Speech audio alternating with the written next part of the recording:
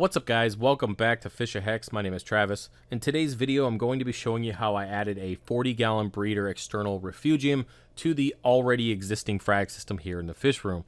Now before we get into this build, I want to kind of give you guys a rundown on everything that happened up to this point, the things that I tried, liked, didn't like, and reasons why I ultimately made the switch to this bigger refugium for the system. So let's go ahead and get started. Alright, so if you've been following the channel for a while, you know that these low boys in this particular system has been through quite a bit over the last couple years. It originally was in my old apartment when I broke down the 125-gallon reef. I sold that tank, transitioned all the coral to these two low boys, and then sold them to raise money for the new 300-gallon that you guys see here on the channel. Now, if you guys remember when I moved to the new house, I actually had the low boys side by side, kind of where my workbench is now, and then my son filled up the toilet with toys, flushed it a few times, and then water came through the floor, landed on my frag system, did some damage to my lighting, as well as added toilet water to my tank, which is definitely not good when you're trying to run a business selling coral. Having toilet water in there is not a good thing. So that was really the kick in the ass to have me go ahead and actually build this new rack system, which is the low boys are currently in now, and that is double stacked, completely enclosed. I don't have to worry about anything falling in the tank, regardless of where it is here in the fish room. Alright, so the very first thing that I changed with this setup after rebuilding it was adding that 302 Aquatics algae scrubber. Now, the main reason why I made this switch was the macroalgae that was currently in that sump was always getting sucked up into the return pump as well as the skimmer, and regardless of having it blocked off with rubble rock, it was just being a pain. I had to go in there and clean it out every other day. It just didn't work out well. So when 302 Aquatics came to me and asked me to make the review video on that scrubber, I figured it was a perfect time to go ahead and make the switch, and then I'll be good to go. I could still have the good filtration through the algae, but not having it getting sucked up into the pumps, causing issues with my skimmer. So worked out great, but the only issue that I had with it is that I didn't foresee how many macroalgae sales would come in on the website, and that my 30-gallon refugium on my 300-gallon reef just was not keeping up with those sales. So I actually had to take macroalgae off the website for a while until I could keep up with the demand from that tank. Now, that was really the main reason why I decided to go back to the refugium for this system, and I knew that I wasn't going to build that refugium back into that original sump because I would have just ran into the same problems. It wasn't worth it, so I had to come up with an idea to go ahead and really add that without really causing any issues to the overall setup. So I knew I needed to add an additional tank, but I didn't want to take up any more room. So just like the low boys, I figured I'd go ahead and double stack these 40-gallon breeders, and that's exactly what I did. So with all that said, let's go ahead and move on to the build portion of this video and show you guys what I did to make it happen. Now, with all my DIY builds that involve tanks, I usually wait to the $ per gallon sale through Petco, and that's exactly what I did for this one. I went ahead and picked up the 40-gallon breeder. It was about, I think, 50 bucks or something like that. It's not really part of the $ per gallon sale. I think it's just half off from its original price. But either way, I went ahead and picked up one of those and got some 2x4s and lumber from the local hardware store.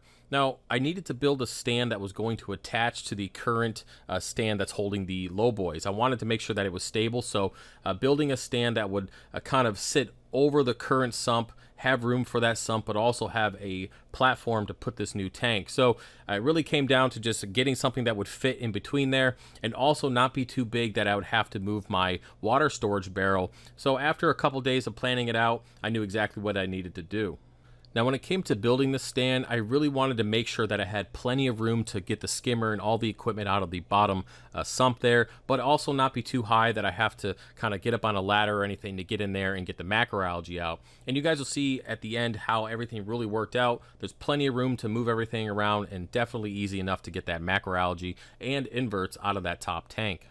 Now, once I was finished with the stand slash platform, it was time to go ahead and drill the 40-gallon breeder. Now, you guys can see there that I drilled two 1-inch drain lines and one 3/4-inch return line. Now, the reason why I did the two drain lines was just in case one was to get clogged with macroalgae or inverts or whatever, I will have a secondary one just to make sure that I don't overflow the tank and flood the fish room. I dealt with that issue on my old Zeovit system in the fish closet slash room in the a couple years back or so, and basically a big turbo snail clogged up that drain line and caused a flood and got electrocuted. It was a big mess. You guys have been here for a while. You guys know exactly what happened with that. So, not taking any chances, two drain lines, one return line, which is then connected to my current manifold setup that feeds both of those low boys as well as my reactors. So now that the tank is drilled and everything is ready to actually put in place, it's time to go ahead and turn off the main system, disconnect all the piping, and then add this platform. So basically what I did is I removed all the rubble rock, I removed everything from the sump, disconnected, cut everything, slid the sump out a little bit, and then put this platform in place and attached it with some screws. Now once that was done, I reattached everything, added the additional fitting for the manifold, of course turned it off so I didn't have any water shooting out, and then reattached everything with the drains and the returns to those low boys. That way I can get the system up and running while I finish the rest of the build. Now that took me about 25-30 minutes to put everything in place and get the system back up and running, which is definitely better than having it off for several hours while I finish all the plumbing, the lighting, and get everything in place for that new Refugium. Alright, so once everything was up and running, it was time to go ahead and install the lighting. Now I decided to go with the 4 5K 100 watt LED bulbs from Home Depot, and I've been using these for quite a while. They work very, very well, and they're relatively inexpensive. Now I went ahead and got the fittings and all that stuff from Home Depot, put it together, and attached it to the top of that actual platform so it would just shine down into the 40-gallon breeder. Now once that was done, it was time to install the tank, and it worked out quite well. I like having these drain fittings and return fittings already in place, ready to go. Just did some measurements from the wall to make sure that I had some clearance in the back, and then simply ran the PVC down into the manifold as well as to the sump. And it took about a half an hour or so, made sure everything was good to go, glued it, and then just let it dry for a little bit before actually filling up the tank. Now before I filled up the tank, I decided to take another trip to Petco and pick up some sand. I kind of wanted the look of it. I like the look of sand. I have it in my 300-gallon Refugium, and I just figured, heck, I'll just go ahead and pick some up. Now I got 40 pounds, and it's kind of a mix between two different sands to give a nice looking substrate. And the reason behind this is not only to buffer the tank, but to also have a living area for the inverts that I also plan on adding to the system that I sell on the website. Now once I drained it, rinsed it a few times through the bucket, got a lot of the cloudiness and sticks and all that stuff out of it, went ahead and put it in the Refugium there, and then filled up the tank with freshly mixed salt water. Now once that was done, I just let the tank run for a little bit to double check for leaks, and we were good to go. I added all the original Pucani to this system. It looks really sweet having a little display right there, and then added some macroalgae from my 300 gallons Refugium. And within a couple days, the macroalgae was growing, and then within a week or so, the entire tank was full of macroalgae, and it was ready to be sold again on the website. Now I will say this is one of my better DIY projects. Not only did it add an additional 40 gallons of water to this system, basically allowing the system to be even more stable. I have the macroalgae that pulls out the nutrients from feeding the fish and the corals, all that good stuff, and then I can sell that macroalgae on the website.